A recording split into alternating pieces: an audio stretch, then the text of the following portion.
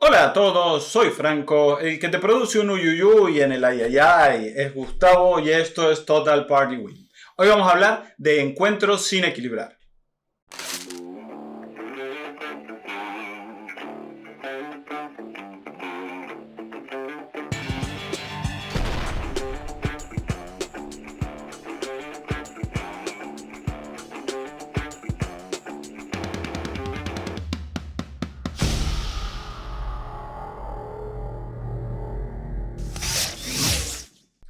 Siempre propones hablar de cosas raras, Gustavo. ¿Qué es esto de encuentros sin equilibrar?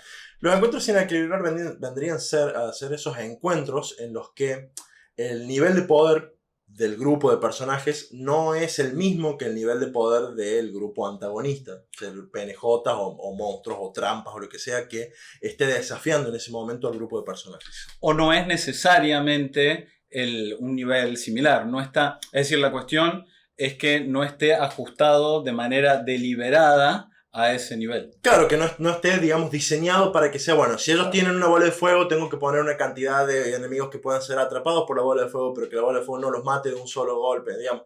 Toda esa manipulación de los elementos del encuentro que hacen a un encuentro que puede resultar desafiante, pero que en definitiva está, digamos, nivelado en las capacidades que tienen ambas facciones del encuentro.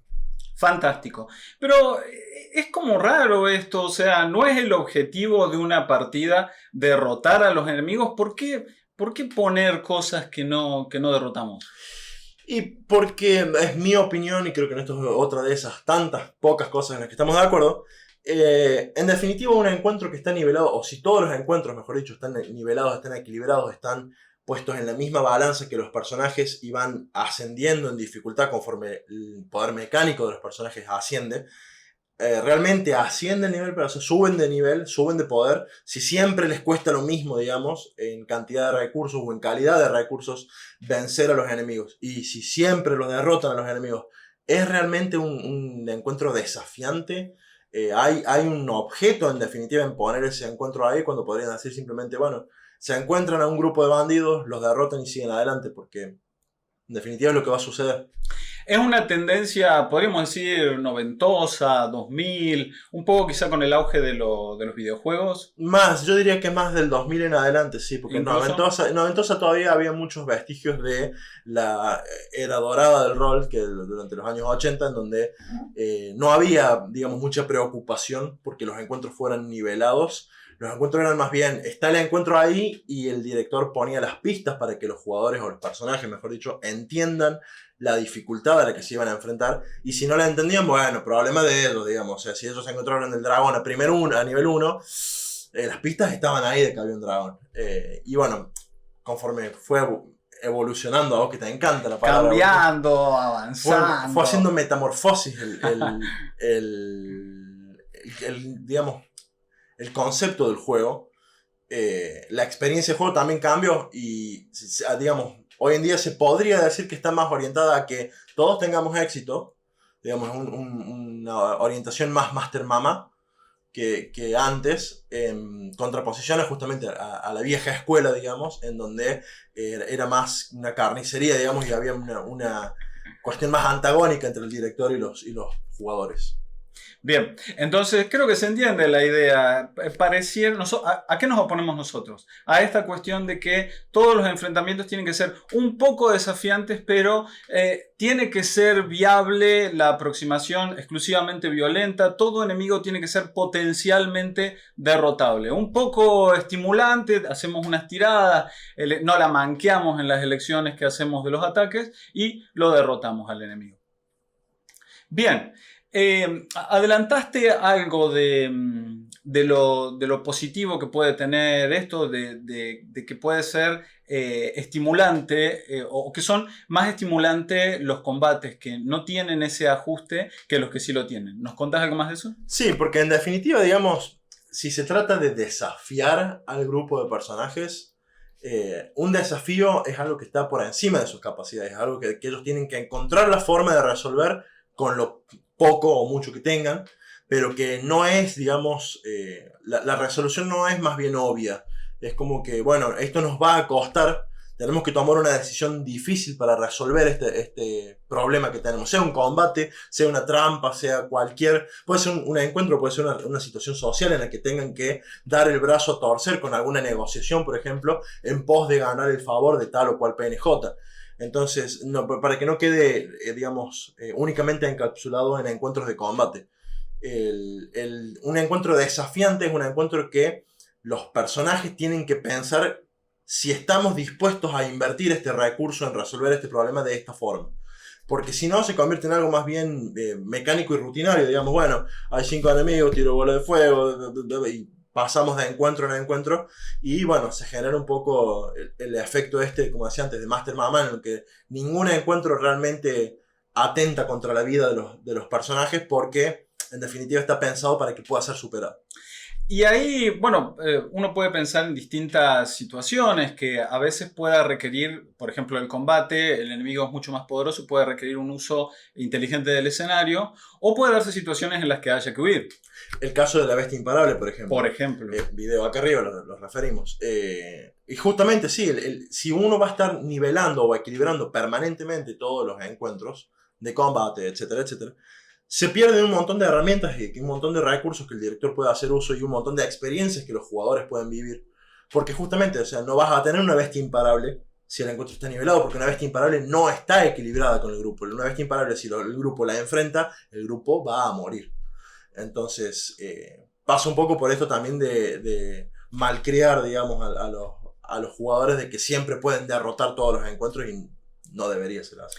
Ahora bien, también es pensable para abajo, es También. decir, en vez de pensar solo en enemigos que tengan que desafiarlos un poco, ¿por qué no tirarle a nuestros personajes de nivel 5 bandidos de nivel 1? Es decir, uno podría pensar, y bueno, pero va a ser rutinario, va a ser... Pero tienen derecho de sentirse también poderosos, es decir, ellos se han ganado esa subida de nivel, ese crecimiento mecánico y de recursos, entonces tiene sentido que puedan enfrentarse a enemigos que hace un año o 2 le hubiesen resultado desafiantes, pero ahora ellos pueden aplastarlo casi sin ningún problema. Y sí, porque de vuelta, y tiene todo que ver con este tema de la escalada de poder de los enemigos nivelada a la escalada de poder de los personajes.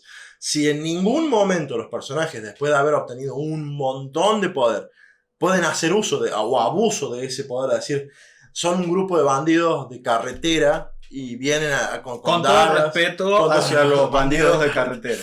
Vienen con dagas y con equipo, digamos, más bien rústico, y los personajes son aventureros experimentados y que se han enfrentado a peligros que han atentado contra el balance o el bienestar del mundo entero, y un grupo de bandidos en la carretera es igual de difícil que el dragón que se enfrentaron la semana pasada. Es como...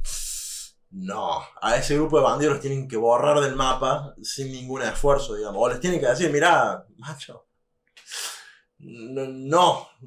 Y ver después que, bueno, pues ahí se da otra vez, da espacio a un montón de juego que de otra forma se pierde.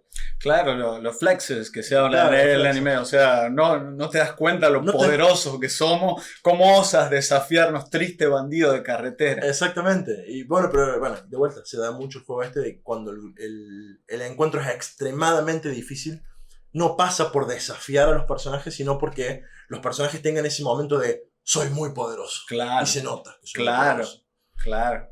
Y le da no solo la satisfacción onanista personal del jugador, sino da consistencia con el mundo. Exactamente. Es decir, da esa noción de que, bien, estamos progresando en un mundo que tiene relativa estabilidad. Exacto, y bueno, también esa misma relación entre el nivel de poder de los asaltantes de carretera y el grupo, que hay una diferencia enorme, al mismo tiempo justifica la diferencia de poder entre el grupo y un antagonista de mucho mayor poder. Porque si existe la diferencia hacia abajo, existe la diferencia hacia arriba también. Ellos no son la cúspide de poder, ¿no? Es que los personajes son permanentemente el nivel más alto de poder en todo el mundo. Que esa es la sensación que un poco se genera cuando van todo el tiempo los desafíos equilibrados.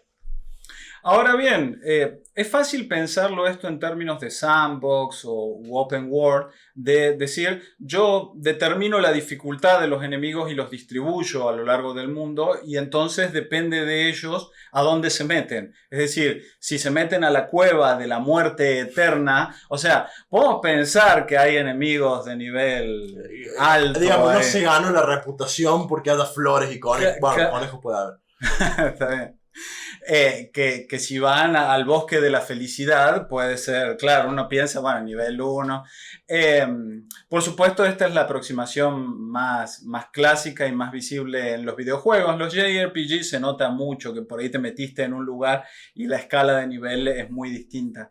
Pero también es pensable con una serie de encuentros predeterminados. Yo creo que sí, y de hecho me parece que justamente se hace un uso más efectivo del desbalance o del desequilibrio de poder en los encuentros, en tanto más encarrilada sea la aventura, porque en el encarrilamiento, sobre que si ya hay encarrilamiento de mayor o menor amplitud, y los referimos al video del encarrilamiento para que entiendan a qué nos referimos con la amplitud del encarrilamiento,